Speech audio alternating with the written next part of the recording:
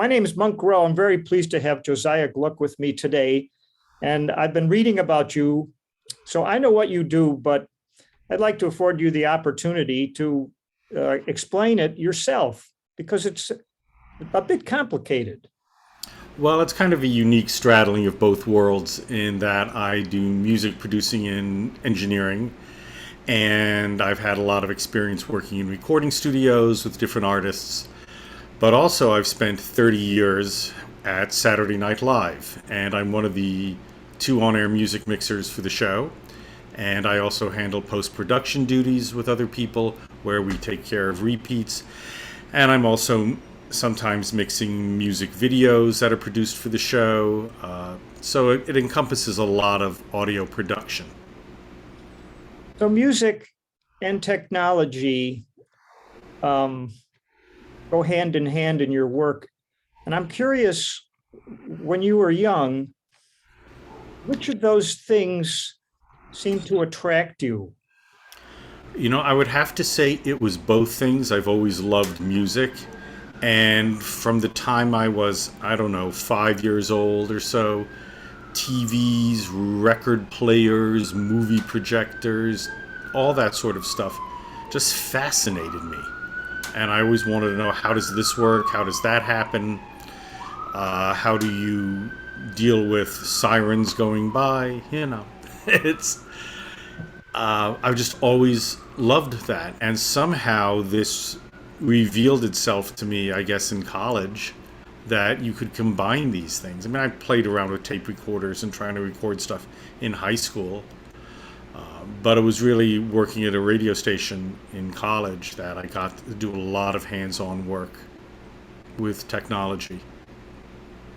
And I'm going to assume dealing with dead air and things that go awry in a live situation. They can happen, yes. I'm actually kind of surprised that they don't happen more often because there's so much at stake. But we've had our share of mishaps, whether or not it's during a sketch or something with music. That's also why we have dress rehearsal, to see where there could be a possible problem. But there have been failures on air, and you just roll with them. You just have to deal with it. Do you have in-house terms for certain things? I was thinking about today we have someone who's going to lip sync, although I know it's rare. I believe it's rare on Saturday Night Live, but I'm just wondering if you developed a vocabulary with your teammates about things. No, I mean, you'll usually know whether or not someone is miming or lip syncing, which is really not encouraged at all. And then sometimes we'll have the one little bit of shorthand, I guess I shouldn't reveal this, is that someone will say, "Do you have microphone RF15?" And it's like, "Yes, I do." Or I'll say, "I have RF15 on." And RF15 is, we don't use a microphone named RF, radio microphone 15. It just lets them know somebody from the band or is within listening distance or the control room, and therefore be careful what you say on the PL. That's Be a good careful one. what you say. Yeah, sort of like a live mic somewhere. And Like somewhere, so don't say like, "These guys are idiots." It's like, oh, they must be talking about other idiots, not you guys, So anyway, there goes the dog. That's okay. What's your relationship like with the house band? Is Lenny Pickett like a guy that you've had this important relationship with over the years? Oh yes, I mean, I've known Lenny for a very long time, and parenthetically, I wasn't working with Lenny at the time, but right out of college, the studio that I worked for starting in 1982. No, excuse me, 1981. One of our main clients was the SNL house band, and so some of these guys I've known, some of these cats I've known since 1981, fall of 1981. But the band would come in and do rehearsals. No, I mean, I work with Lenny a lot, and we'll always record the theme on a Saturday morning when the band is rehearsing, just to be able to double check the mix and see if there's anything we want to change. There might be a sub in the band. It's rare, so you want to make sure that that's parked in properly. Do you have, of course, you have the house band and then you have the live music guest. Do you have something in your head, in your hearing, that matches them in the sense that overall volume, bass volume, all that kind of thing? Well, I've always liked to say that on the spectrum of mixes, like you can say, well, this is wrong and this is right, and everything else on either side of it is personal taste.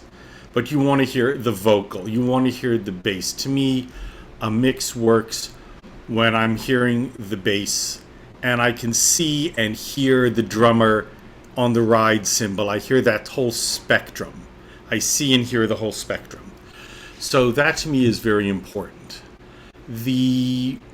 As far as overall level, we're locked into certain broadcast standards of how loud you can be, and then you're playing games with compression and apparent loudness, and then there's also the questions of mixing in surround sound, and do you do it in surround? We have modified our approach to surround sound over the past few seasons, primarily because of where the vocal sits in the guest band mixes, how things fold down to stereo on YouTube, or someone who's not watching on YouTube, or that person who's standing next to me on the subway on Monday morning watching the show that way. So I also feel, I love mixing in surround, but I also feel that it affords the home user sometimes 5.1 opportunities to completely wreck my mix. So you can only protect how well it sounds leaving the studio.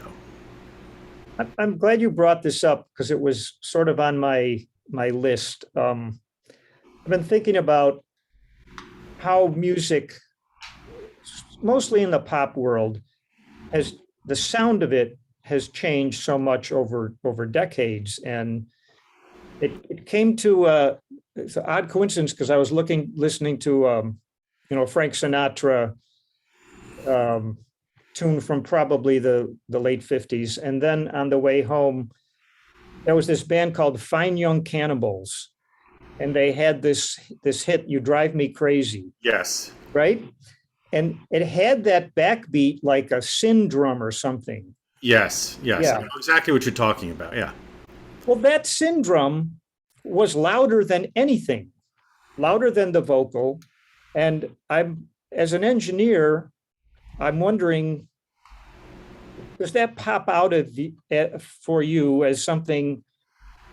What am I trying to say? If you had been the engineer on that date, would you have thought, why, you want the thing that loud? I wouldn't have minded it, and I think everything I've been doing over the years with any engineer, everything is a stylistic and oral learning curve. That is, that to me is sonically, it's a hook, the way the chorus is a hook. One thing, I don't know why this one just pops in my head. There was that hit a number of years ago with Aaron Neville and Linda Ronstadt, "Don't Know Much." I am certainly not going to sing it, but their tight harmony, to me, is the hook. It's the signature of that song. So on that Fine Young Cannibals song, that is very much a hook. The same way you listen to that very reverberant conga hit on What's Going On, Marvin Gaye. That is also, to me, just it's a sonic signature to that. Sinatra's music, you're talking about those great recordings done at Capitol Studios with their live chambers and so forth.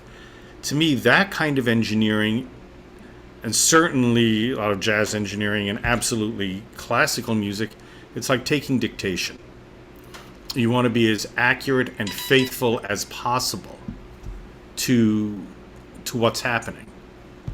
With certain pop music, my feeling is that you can bend and mold the sound into to serve the music, to serve the song, and also just the sounds that are now created are so much more varied. Well, you've been a producer as well, and I'm wondering if there's been occasions where you've been an engineer with another producer and you, because of your experience, you think this is not the way to go that this producer is suggesting. And do you ever butt heads? No, I don't think so. I mean, I've been fortunate enough to work with some really fine people. I will say that I was working on a film score, Good Shepherd, which was a film that Robert De Niro directed. And there was a little piece in the film where I don't know if you've seen the movie, but there's this Russian possible double agent, possible spy, defector, whatnot. They ask him to play some violin, to sort of just, you're supposed to be this violinist, play something. And he was playing, and we had this studio violinist just playing along, watching the film and doing it. And I had offered a suggestion to Mr. De Niro about, because there was all these questions going back and forth about it, and it was being played fine, and I just said maybe you should just bring the performance down a bit because it's very close. It's a one-on-one thing. We're not reaching the dress circle at Carnegie to make this happen. So Mr. De Niro says, "What's your name?" And I'm like, Josiah. I mean, would it be like, I'm just the guy in the loading dock, under a tarp. Don't worry about me, But he got on the talk back and he said, Josiah had an idea. Why don't we try it this way? And it worked. Now, here's the thing. Tremendous gentleman by doing that. And it was very touching. But he also, of course, sort of set it up so like, well, that didn't work. Well, it wasn't my idea. This schmuck sitting here was the one who said it, But it worked out very well, and I spoke to him after the fact. He said, no, you did the right thing. You weren't out of line. So, but those kind of things are so few and far between that I would offer up that kind of thing to anybody. Because I have, you sort of stay in your lane. But I have been doing this for a while. I'm not a composer. I'm not an arranger. But I have been doing this a while, and you don't work in a vacuum, and you work with a lot of different people, and you begin to be able to offer up constructive suggestions. I wouldn't call it criticism. When it happens. And also at SNL, there's sometimes a great deal of hand-holding with some people who are in for the first time, and they're like, oh, right, the mix, because all they're worried about is how do I look? What does it look like? Because there are usually a lot of other creative people brought to bear on what that thing is. Are you aware or not if the band that the singers bring are usually their touring people, or are they sort of picked for the show? It's almost always touring. If someone has, let's say, a bunch of horn players or they need a dozen strings, then that will usually be a pickup ensemble from the city. And and in fact, the music contractor we use, Sandy, was the one playing the violin in that thing, in that one story. I'll see her often at the show with that kind of, a contractor bringing people in. Just a personal aside. I was happy to see a Hamilton alum from our college playing bass with Dua Lipa on Saturday Night Live. That was really cool. Yeah, she's fun. She can sing. It's a fun band, I've this past season probably the highlight for me was working with Brandy Carlisle. She was just sublime. You know, great voice, great songs, great players, and it was just playing. There's like no click track, no tracks or whatnot.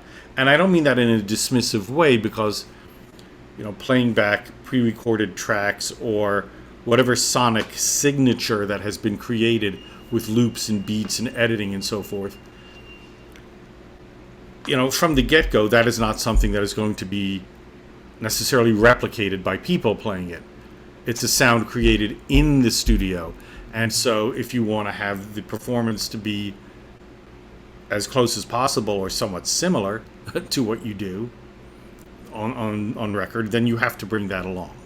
And everyone plays in lockstep to it. But that is do people use in-ear monitors when yes, on the show? a great deal. And that's been a huge help as far as cleaning up sound and making things tighter. I try to describe it to civilians as, if you have a singer who's kind of singing away from the mic and they're not singing very loudly, and they have a drummer behind them bashing away, it's going to get into that mic. And as I say, imagine you were to take a perfectly still tub of water and take flower petals and arrange the most beautiful mosaic design just floating on this surface, and everything's working and all locked together. And then you pull the plug out the middle and everything just swirls and goes in, and everything gets distorted because it all crashes into that one thing.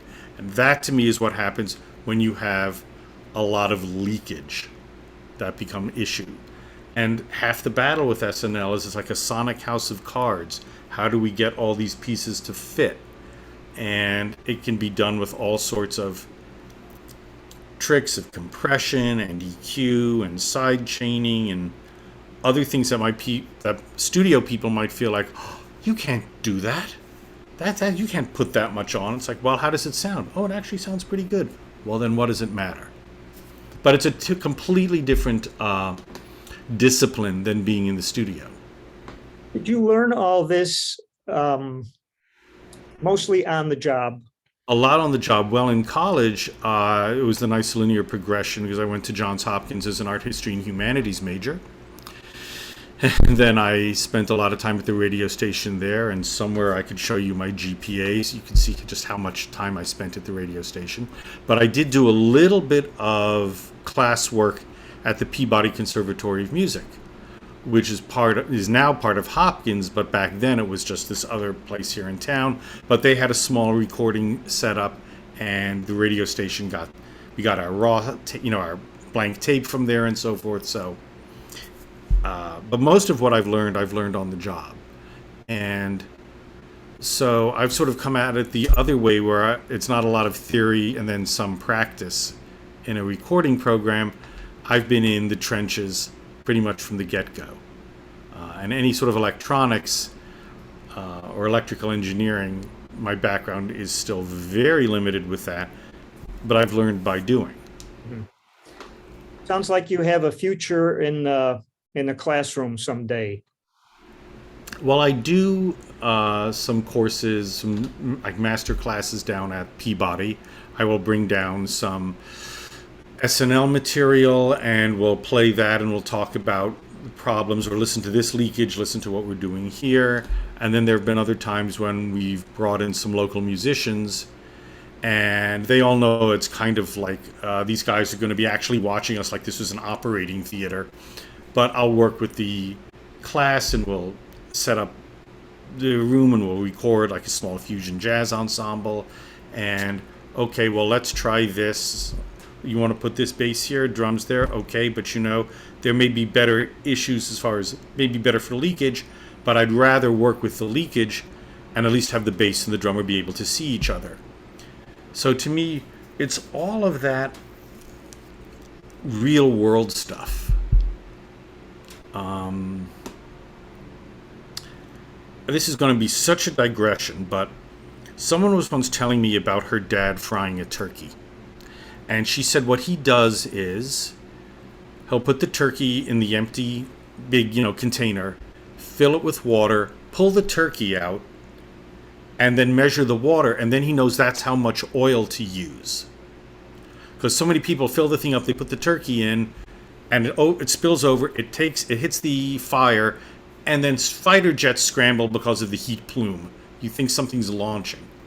Now that kind of real life common sense heads up ball, that's what I love. How I love to approach what we do, and also don't lose sight of the music, and don't lose sight of make it as comfortable and as easy for these people to make music.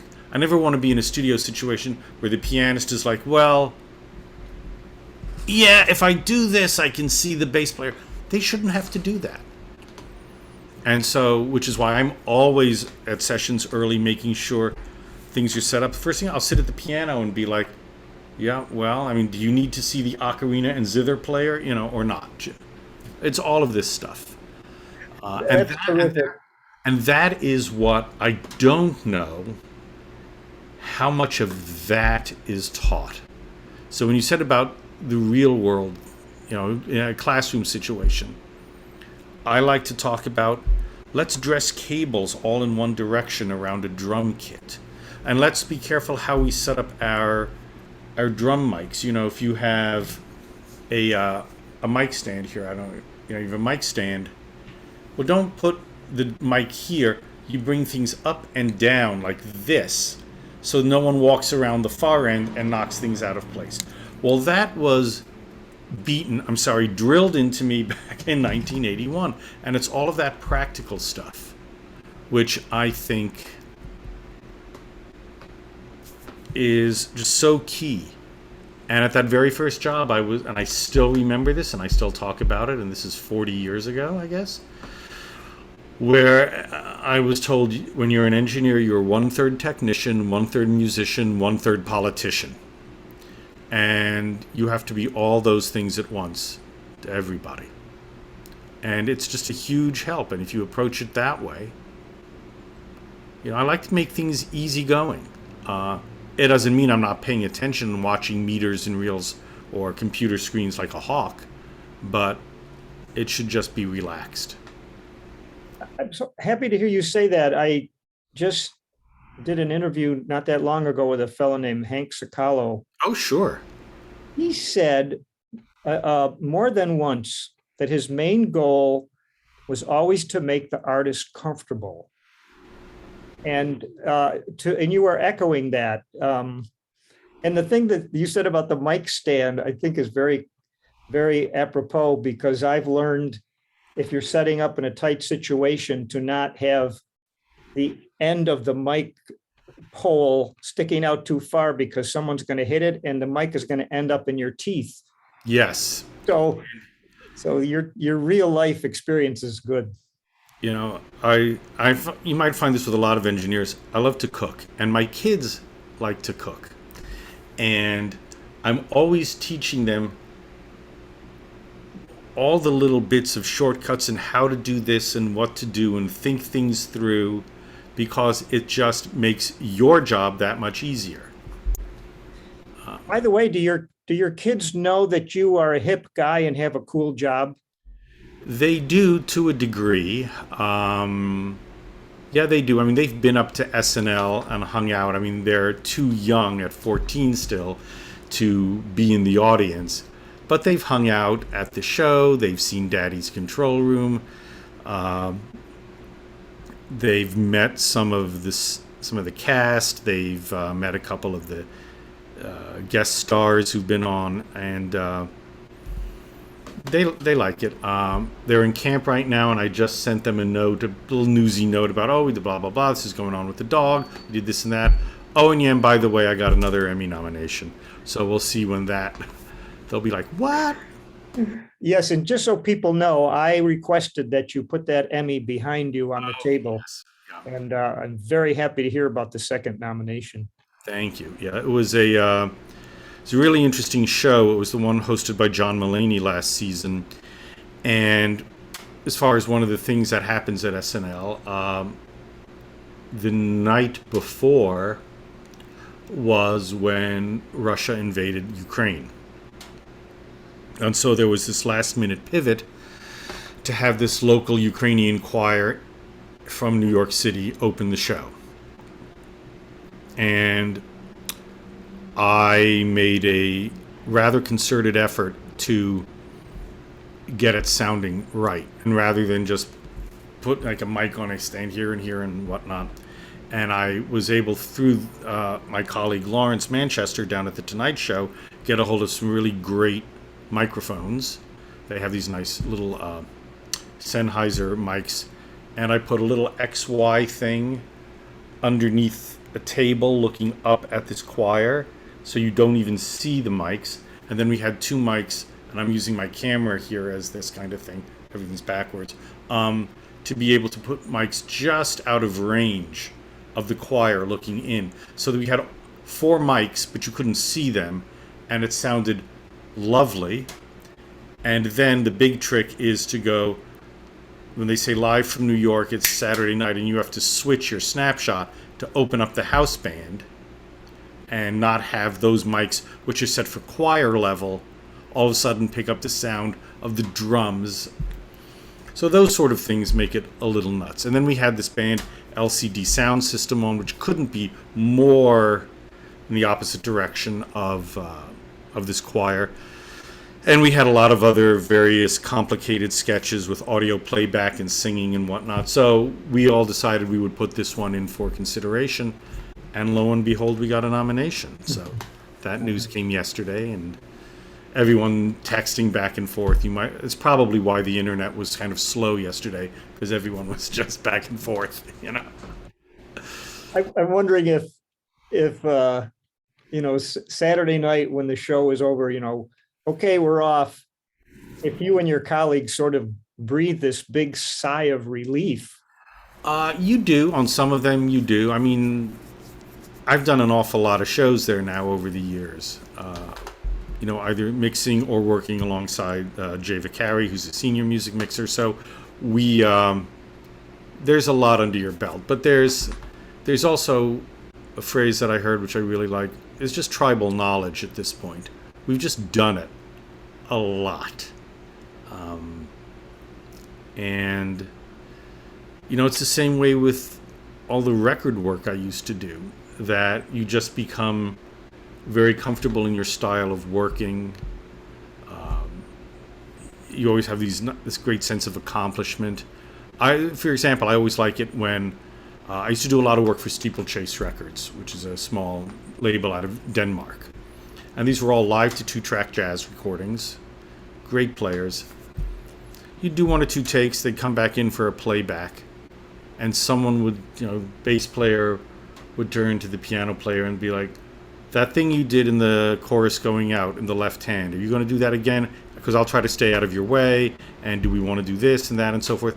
And nobody is saying anything about the sound or the mix. And at that point, would it be nice for them to pick me up on a chair and throw rose petals? Sure. But the fact that no one is doing that means that you've got a vibe that's automatically helping the playing, the creativity, and you can just sort of recede into the background. And I like that. I mean, there'll be times when the guys are walking out, it's like, everything okay? Oh yeah, sounds fine. Yeah, you're actually getting a compliment by the fact that they're not pointing something out. This sounds good, and so full speed ahead. My tired shtick at SNL is if some artist comes, some performer comes in to listen to their playback, and they'll say, "This sounds great. This sounds really nice," and I'll be like, "Look, that added." Oh, you liked it. I'm sorry. Never mind. Something else. Never mind. Something else. But okay.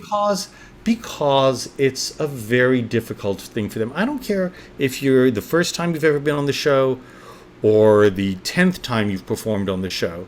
To go from ladies and gentlemen, boom, and hit it live is tough. Everybody has to be on their A+ game to make it happen. And people will sometimes ask me, well, doesn't it get boring after all this time? And I'm like, look, I know what the template is. I know what the stencil is every week.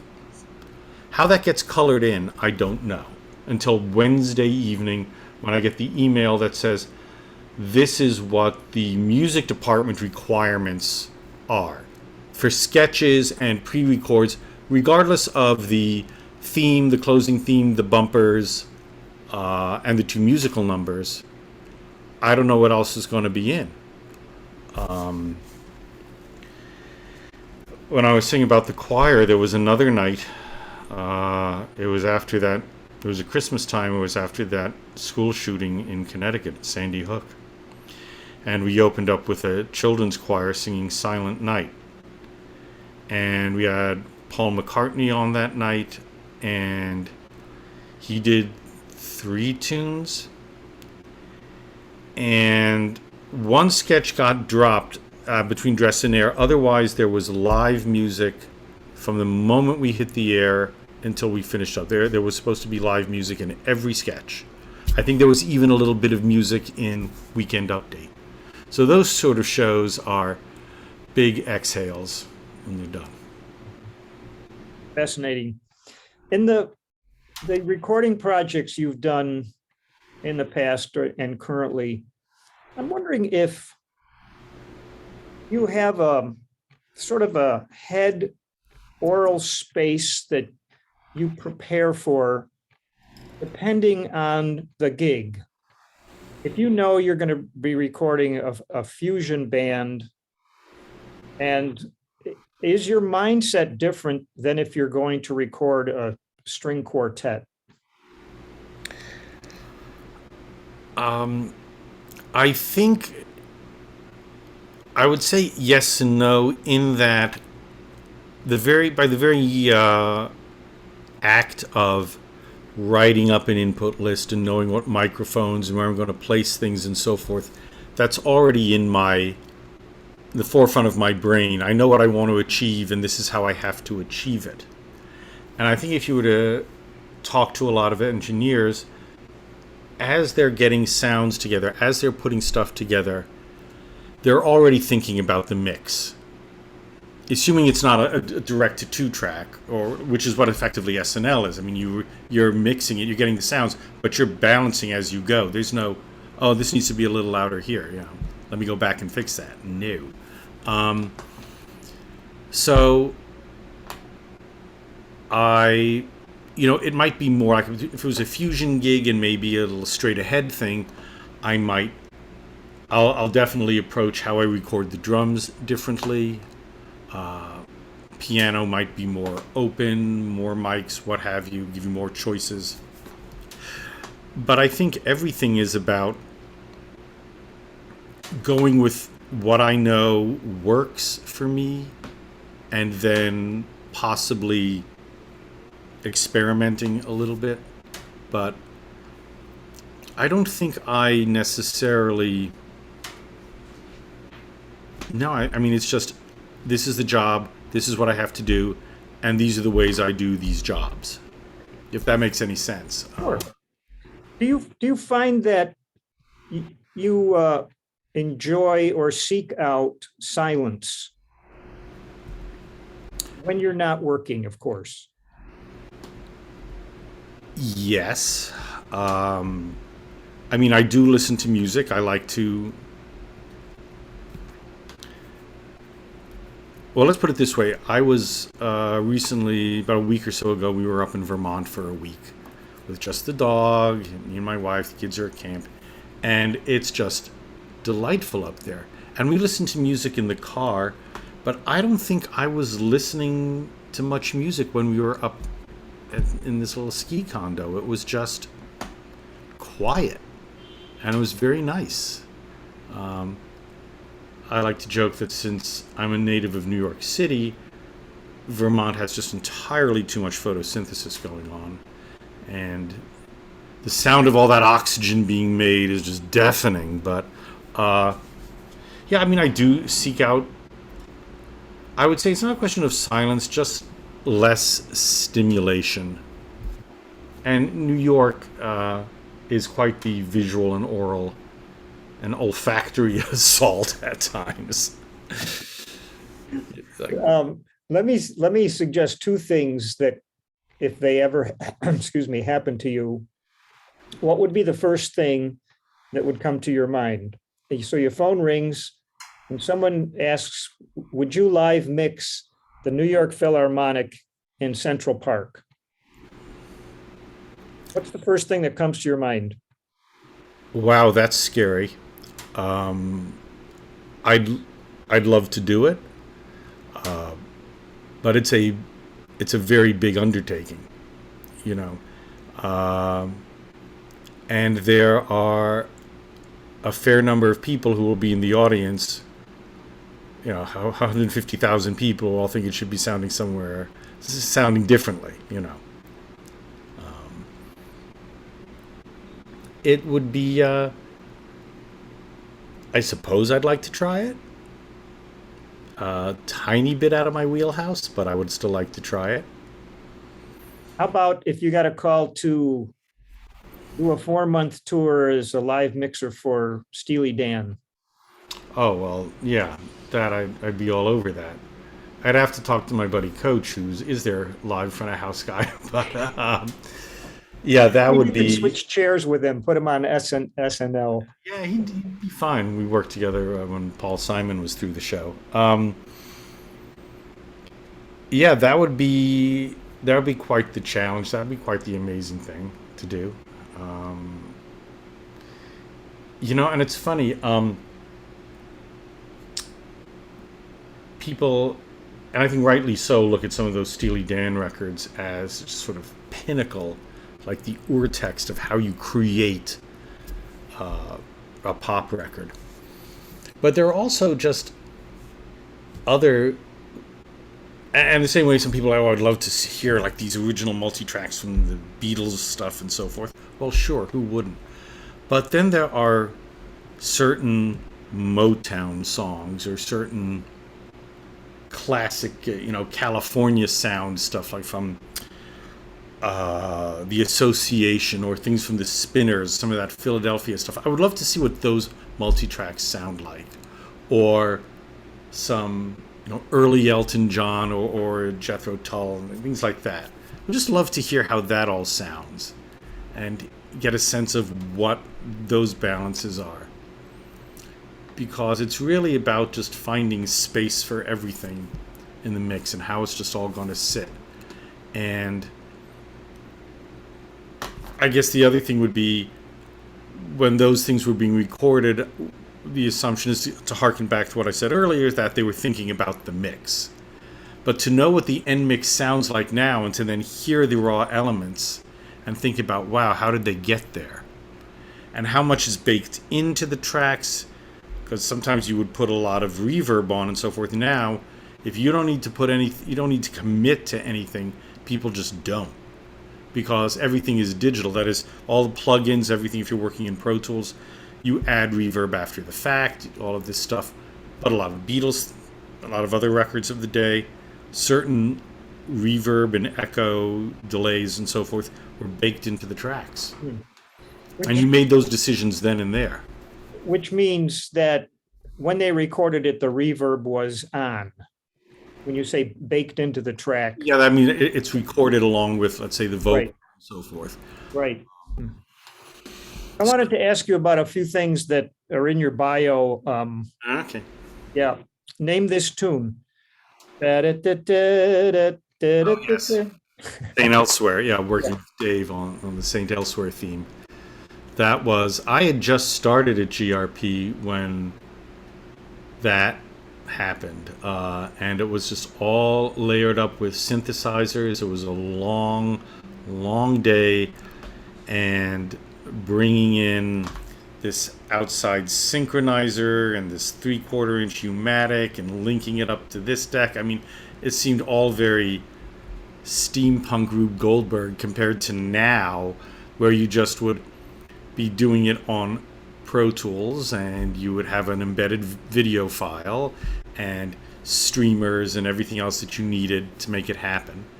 So yeah, that was fun. And then I remember I got the call from them, and I dusted off, the multi-track, took it off the shelf, and remixed it for stereo when the show started doing stereo broadcasts, I guess in 1985. Was there any acoustic instruments on that recording?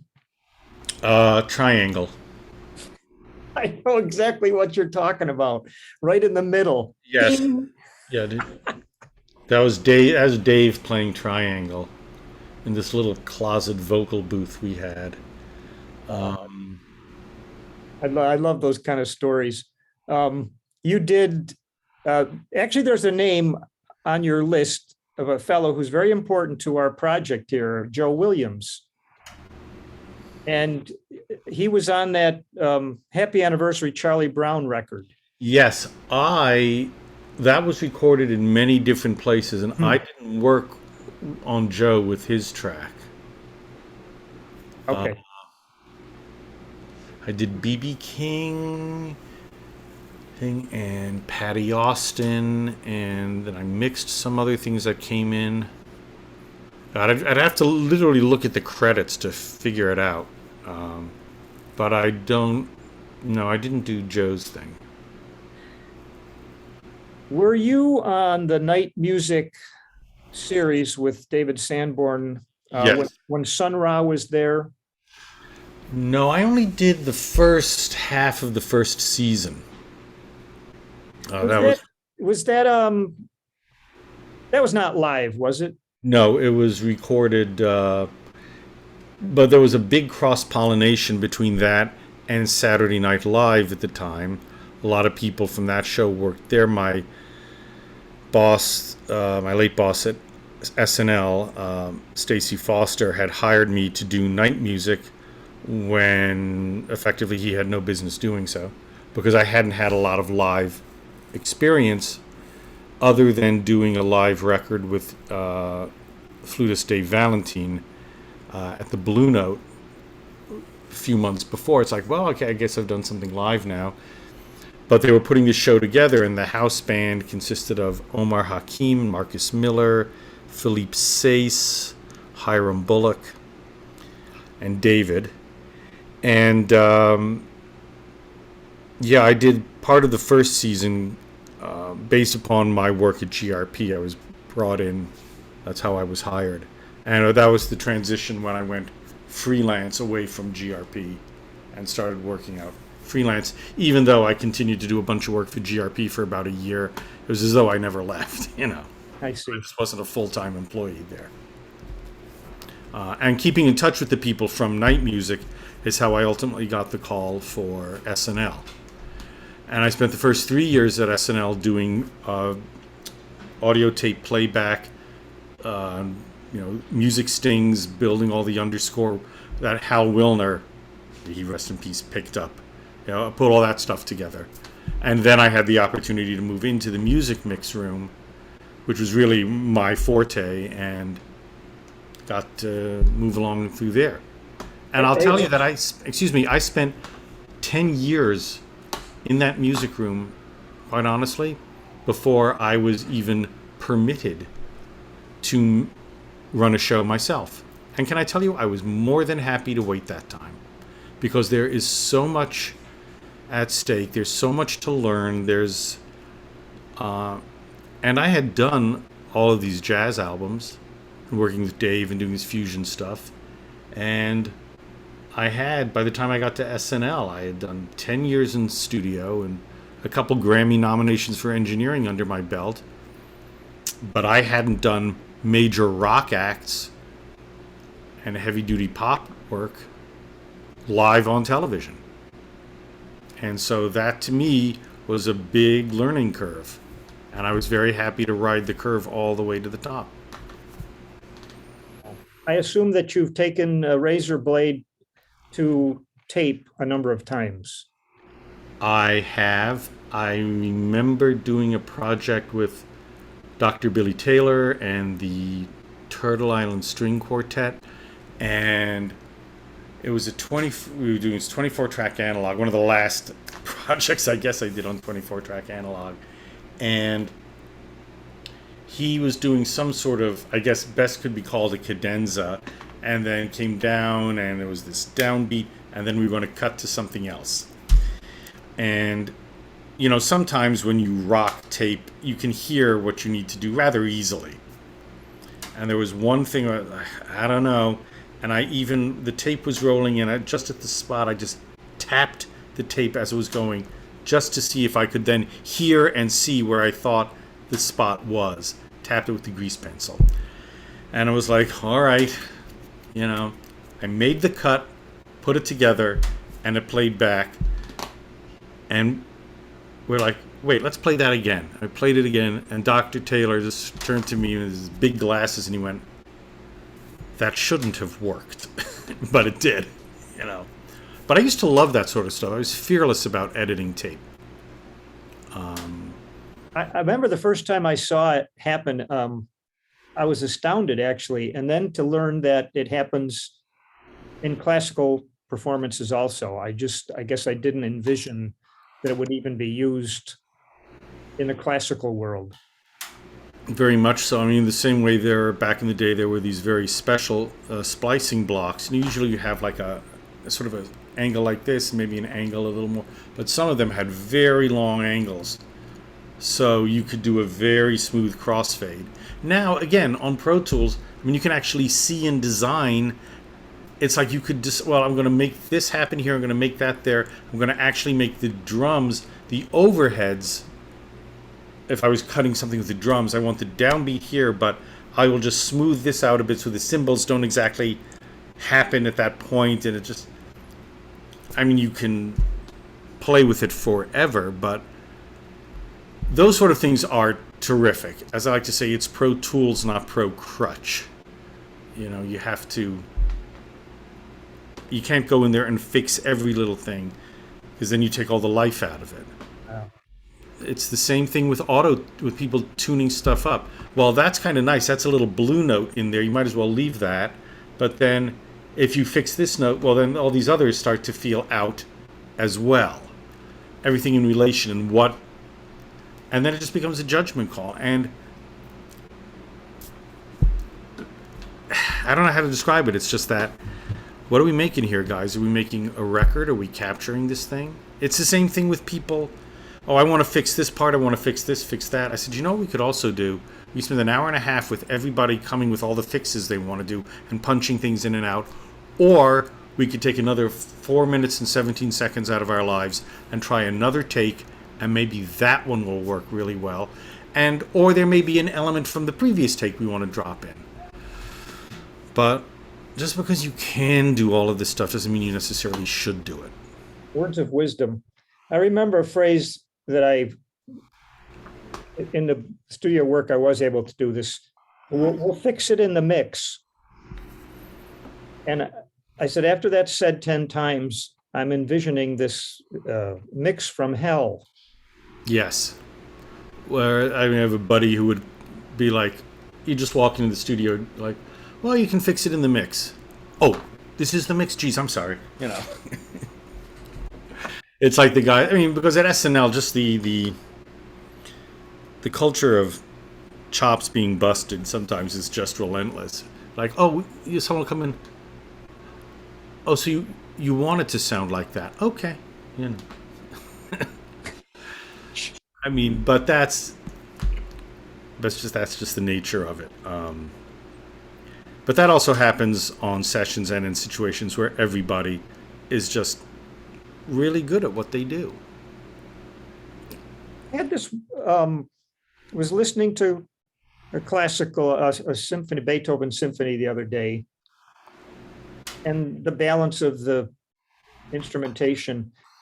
I wonder if you've had the experience of recording an orchestra and then sitting with the conductor who has been responsible for the sound of the orchestra, but now he wants to hear more violas. Is that even possible in that setting? It can be, depending on what kind of forest of microphones you have put up, but typically orchestras should be recorded with as few microphones as possible. film score recording has a much bigger forest of microphones because you may want to pick things out to help you in and around dialogue and exploding planets and spaceships or what have you. But if something is done in a very bare bones traditional manner of what they call the Decca tree, with three microphones hung in front of the orchestra and then maybe a couple outriggers further out, you want more violas? Maestro, might I suggest that bar whatever, they dig in a little more. Because this microphone array is designed to pick up where all the sound is coming to one spot. Typically, it's like a tripod of mics up above the audience, the conductor. I think it's supposed to be like 10.5 feet above his head or something like that. And all the sound is arriving there, which is how you want to experience that. So if he wants to hear more, he's got to dig in, or she has to tell them, Moose Call Ocarina Zither at bar 75, play louder. You must like ocarinas. That's the second time that's come Yeah, up. I know. Well, it's a funny instrument. It's a funny word. It's got the hard K sound. Comedy. What can I tell you? But yeah, it's. I like to think that the technology and the music are. It should be a collaboration and a cooperation of how you're getting this done, which is the same way I've always felt that the phrase when they talk about so and so, intergalactic records recording artist, and so forth. Yes, because there is an art to making a recording. And there are some people who are great players, they're not necessarily great performers, but there is an art to making a recording and knowing how to use the studio and help put things forward. And one of the things I've talked about at doing Peabody and a couple other things is, all of this gear you can put up on a bench, on a test bench, and prove in a very precise manner how well it does its job. Frequency response, rise time of this, phase lock of that, jitter, all of these things, you can really measure how precisely it works. But we use it to capture and manipulate, reconvey that art form, which to me is the most personal. In that we can all look at a Picasso or a Renoir or a Michelangelo and say, well, this is blue, this is green, this is this form, this is that form. But music is that sort of thing that affects all of us very personally, very deeply. This is the way I feel about it. And, I like something that you like seriously and vice versa. And so you take that very personal, very almost intimate way you experience it, and yet you have to use all of this precise technology to capture it and then reconvey it. And that, I just think that that's a very interesting marriage of two things. It's, I like to say that theory and my Metro card will get me on the subway, but nonetheless, it's just it's an interesting way of looking at it and so forth. And the most successful recordings to me are the ones, and I always look at some of the Beatles and other things where just somehow all of the technology just sort of recedes into the background and all you're left with is the music. That you're not aware of things. Like certain film directors have that kind of, where they're right in your face. Oh, look at me, I'm being directed. I'm directing the movie. And I feel certain record producers can be, look at me, I'm producing. But the things that just sort of leave you with the experience of the music and the sound and everything serves it, and nothing is overly flashy or distracting. Those to me are and how do you really define it? It's like, well, it's a mystery. But I mean, it's this sort of thing, when things work, you just know it. It makes me think what you said about 15 minutes ago when the musicians came in and they didn't tell you they needed more of this or more of that. It's sort of that thing you've achieved, recording karma or something. Well, it's like when I said earlier about, personal, this is that, and then this is personal taste on either side, it's a question of if your taste and your sensibilities match what other people like. But also, if you listen to certain records, yeah, if I'm doing a little jazz trio or quartet or something with a singer, that kind of that music, that genre kind of dictates how the mix is already going to be. You kind of have a starting point, which is half the history of recorded sound. But if you're doing like the Fine Young Cannibals thing you mentioned, that's new, that's different, and I think it's a question of what can we get away with, and what can we make ourselves, how you make things stand out. I mean, don't forget that thing. If it's playing on the Muzak somewhere, kind of at low level, you'll still hear that. You'll know what that is instantly. So that sonic branding is, I think, as equally as important as taking the dictation and being true to the music. And yeah, there are times at SNL where things are really out there and things which are much more traditional.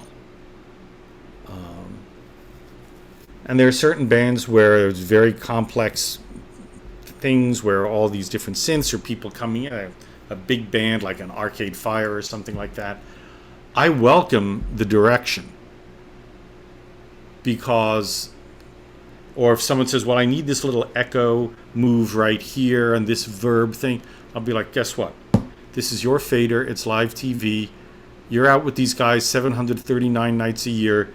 You know where this move is. This is your fader. Goodbye and good luck. You do it. It also gets them involved in it and so forth. And because there are certain people who'll just sit there, don't even look at my console, don't touch at my console, and all of that. And I don't know. I just don't understand the part or any reason why you would do that. It just makes no sense to me why you wouldn't want the help. Is there anything that you miss bygone technology, the tape or those massive plate reverbs or something like that? What I miss is that a lot of the nice studio spaces here in New York and also just in general have all gone away. The need for that and having all of these musicians play together is few and far between. That is, I used to do a bunch of work for Air Force bands and go to different studios. I went to a studio in Anchorage, Alaska to record different bands. And Anchorage in the middle of January is a real garden spot, let me tell you. And I did work in Dallas and in Omaha with these bands. And to first of all go in and do that and set things up. And you walk into a studio and it's like, well, let's see, you got a coffee maker and you got a couple of condenser mics.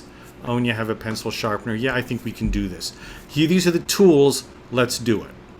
And I love that challenge of going into a new room, new for me, and making that happen.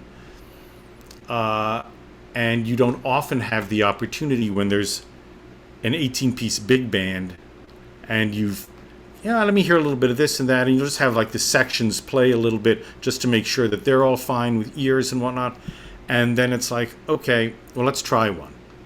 And someone counts it off, and like at the end of 4, you're just like, Mommy? Because you just don't know what's going to hit you.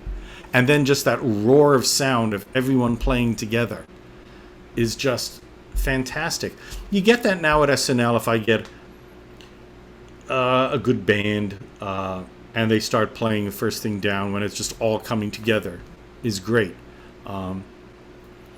That's another thing, like when you're doing SNL and we have monitors for everyone in the band, whether or not it's in ears or wedges, and PA has to happen for the studio audience, that's when the drums can be a little tedious. Like, let's hear the kick drum. Okay, let me hear the next thing, But if I'm in a studio, I'll make friends with the drummer by putting the mics where I want them. I'll say, first of all, is anything in your way? Are you going to hit anything? No, it all looks fine. said, okay, that 20-minute solo, they're not going to let you put on the record. I'll listen to it now, thank you. And just start playing, and I'll just start molding and getting in there and doing what I need and deciding, yes, I do have that mic, but I don't think I need it. Always listen to the overheads first to hear whether or not someone is going, snare, hat, tom, tom, tom, snare, hat, or they're playing a unified kit. And that will become readily apparent, especially if you're using like a coincident pair of things. And as I used to say, and the same thing with mixing, how do you carve an elephant out of a block of marble? You just chip away everything that doesn't look like the elephant. So for me with the mix, it's just slowly molding things into place, tucking this in, pulling this out a bit, making this fit next to this better. It's all it's very tactile, and it's also very subtractive, as in, why don't I hear, well, I'll throw this in for you, why don't I hear the ocarina? Well, maybe something's in the way, or I actually need more of it. But if you can't hear something, if you start, well, I need more of this, and all of a sudden all your faders are up to the wood, and you have nowhere to go. Mixing to me is very subtractive. See what's in the way of something first, whether or not it's a frequency thing, whether or not it's a level thing. It could even be a placement thing within the stereo field. And all of a sudden this opens up and this becomes a little easier to hear. And again, this is all because I've been doing this for a while. It's not that I was the deep fried turkey thing. You've watched one too many people put the turkey in, and it goes like, and you go to yourself, I'm not doing that. So you begin to learn from your own mistakes, disasters, what have you. I've done things on SNL where it's just, and even in the studio where it's just piano and vocal. Let's just say it's that. I will take the piano and just breathe on it to stay out of the way of the vocalist, just work with the level. I don't want to do anything to the innate dynamics of the vocalist. They've got that, but if I feel from where I'm sitting that the pianist is maybe digging in a little bit too much and I'm losing the vocal, I would sooner pull the piano back just a dB or something, so that the vocal, there's never any slight change, however imperceptible, of what that vocalist is doing. Again, it works for me. It's just a methodology that I've developed. And I've made me think of some of the mixes. I didn't think of it at the time. A band with a vocalist, and the engineer would spend hours on getting all the levels and the sounds and the placement in the stereo field with all the instruments. And they'd get this wonderful sounding thing, but the vocal wasn't there yet. And then lastly, we'll put the vocal in. And when I think back on it, it was almost like, well, there's no room left now for the vocal. I don't know if it's ever done backwards. Put the vocal up and form the sound around that. Some people work that way. I kind of do both at the same time. What I'm usually listening for, and whether or not it's with a little bit of echo or a little bit of delay. Some people mix where the band is like a straight line and then the vocalist is out front. But I try to create like a little cushion. Imagine like a little sort of pillow, I don't know how to describe it, like that, and then the vocalist rests here. So the band sort of comes around them. And you achieve that with a little bit of reverb or echo. I also find it's not so much when I'm doing the television work, because you're always watching it, and looking at it will also change your perception of how the mix feels. But if I'm doing any number of vocalists I've worked with, like let's say someone like Nina Freelon, who's just a fabulous singer, I'm playing back a mix and I'll just sort of sit there, my eyes closed, just like this. And even if it's not like I'm going to fall asleep or drool on the faders or anything, but you just sort of really get into it. And then if something's out of place, oh wait, what's that? Then I'll hear it, and I'll be able to say, let me go back and hear what pulled me out of this space for a minute? What pulled me out? What was out of place for me? And then I can adjust that. And I remember years and years ago, I grew up in a very large, sprawling apartment in Manhattan. And my parents would typically have, cocktail parties with their colleagues. They're both college professors. And there'd be 75 people milling about and so forth. And I'd be talking to someone, and the doorbell would ring. Like, oh, let me go grab the door. They're like, how did you hear that? I was like, your hearing must be so tuned in. It must be so good. I said, no, what my hearing is, something was out of place. Something caught my ear, rather than I'm like this bat always listening for stuff. It's just, here's the noise floor, the murmur of people, and then doorbell. Just that intruded for 1 second. And I think that's just training, that's experience, that's time served. Well, you speak very eloquently about your craft Thank you. and art, and I appreciate your time. I think this is a really valuable session for musicians and potential engineers. And I want to thank you for your time, and I hope that you land that second Emmy. Emmy, fine. Yeah. Thanks. Well, I'm looking at 3 Emmy nominations here. Those I've always been bridesmaids, never a bride, but we'll see what happens. All right. There's always time to do that. Well, thank you so much for the invite to do this. It's really wonderful. Thank you. Well, thank you, and I'll pause here, and we'll say our goodbyes. Sure.